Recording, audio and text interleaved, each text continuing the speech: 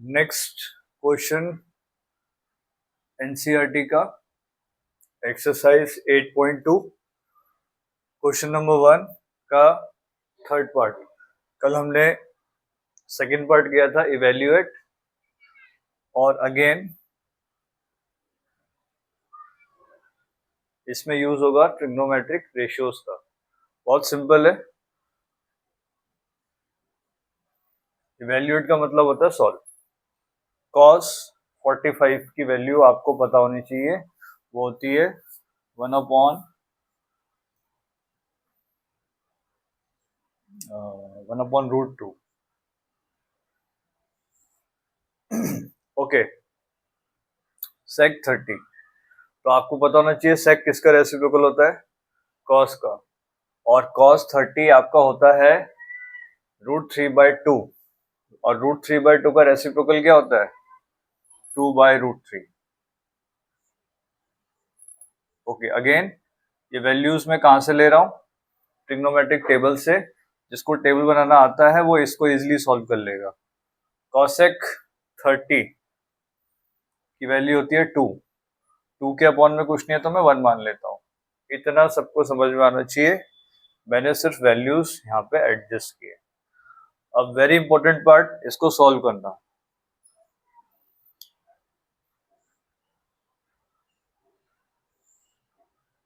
As it is 1/√2।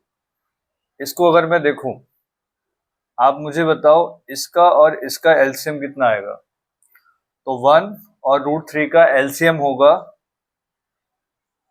√3, और yes इसका LCM होगा आपका √3। आई होप आप लोगों को एलसीएम निकालना आता होगा। नहीं आता है तो मुझे कमेंट सेक्शन में टाइप करके बताना। मैं रूट का एलसीएम लेना भी आपको बताऊंगा कि रूट्स वाली वैल्यूज का एलसीएम कैसे लिया जाता है। हालांकि 9th क्लास में इसका एक चैप्टर है अलग से, रैशनलाइजेशन, उसमें रूट्स वाली वैल्यूज का एलसीएम लेना हमें बताया गया है। ठीक है, तो इन दोनों का एलसीएम आएगा √3। अगेन इसके पास कौन सी टर्म नहीं है, इसके पास 1 नहीं है, तो 2 की मल्टीप्लाई हो जाएगी 1 से। ओके, इसके पास कौन सी टर्म नहीं है, इसके पास √3 नहीं है, तो 2 की मल्टीप्लाई हो जाएगी √3 से। तो ये कितना आ जाएगा, 2√3। आई होप आपको ये समझ में आएगा। ऊपर वाले को छेड़ना नहीं है, नीचे वाली टर्म में एलसीएम लिया है, और एलसीएम लेने के बाद इसके पास किस चीज की कमी है, 1 की, इसके पास √3 की। या आप बोल सकते हो मैंने क्रॉस मल्टीप्लाई कर दी है। ओके, नेक्स्ट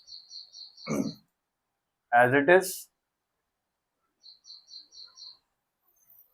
ओके, इन दोनों में कॉमन बताओ क्या है। 2 कॉमन है, दोनों तरफ है 2, तो मैंने 2 कॉमन ले लिया।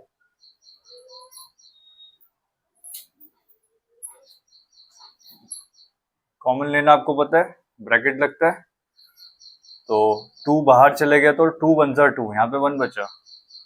ये 2 बाहर आ गया तो सिर्फ क्या बचा, √3 whole upon. Now next part, हमेशा ध्यान देना ऊपर वाला एज इट इज, नीचे वाला रेसिप्रोकल हो जाता है। रेसिप्रोकल का मतलब होता है डिनोमिनेटर ऊपर आ जाएगा और ये एज इट इज रहेगा।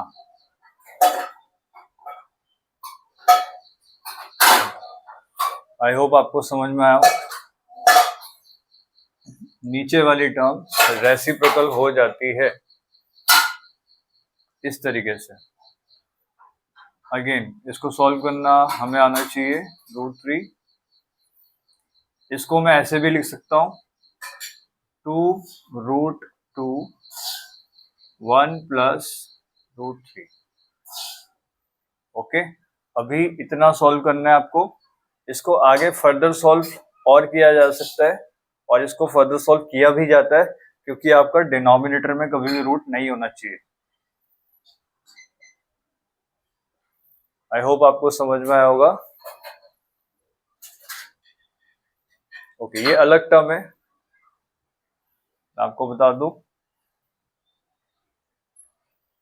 तो √3 की मल्टीप्लाई 1 से हुई तो √3 आया, और इसकी मल्टीप्लाई इससे होगी तो ये आएगा।